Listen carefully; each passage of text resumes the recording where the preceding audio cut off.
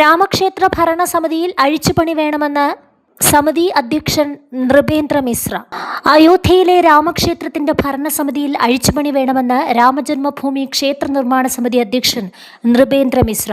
ക്ഷേത്രത്തിലേക്കുള്ള സംഭാവനകൾ വകമാറ്റിയെന്ന വിവാദം ഉയർന്ന പശ്ചാത്തലത്തിലാണ് മാനേജ്മെന്റ് സംവിധാനത്തിൽ പോരായ്മകളുണ്ടെന്ന നൃപേന്ദ്ര മിശ്രയുടെ പരസ്യ പ്രസ്താവന.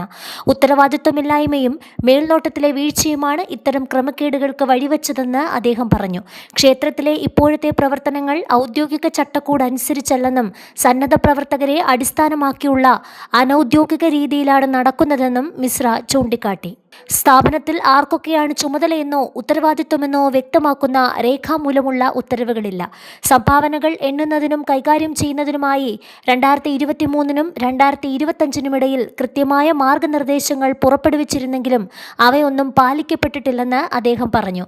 ക്ഷേത്രത്തിലെ സംഭാവന പെട്ടികളിൽ ഭക്തർ സമർപ്പിക്കുന്ന സ്വർണ്ണാഭരണങ്ങളും പണവും കൈകാര്യം ചെയ്യുന്നതിലും ബാങ്കുകളിലേക്ക് മാറ്റുന്നതിലും സുതാര്യത കുറവാണെന്നും മിശ്ര പറഞ്ഞു. ക്ഷേത്രത്തിന്റെ ഭരണം അനുഭവപരിചയമുള്ള പ്രൊഫഷണലുകളെ ഏൽപ്പിക്കണമെന്നതാണ് തന്റെ നിലപാടെന്നും അദ്ദേഹം വ്യക്തമാക്കി.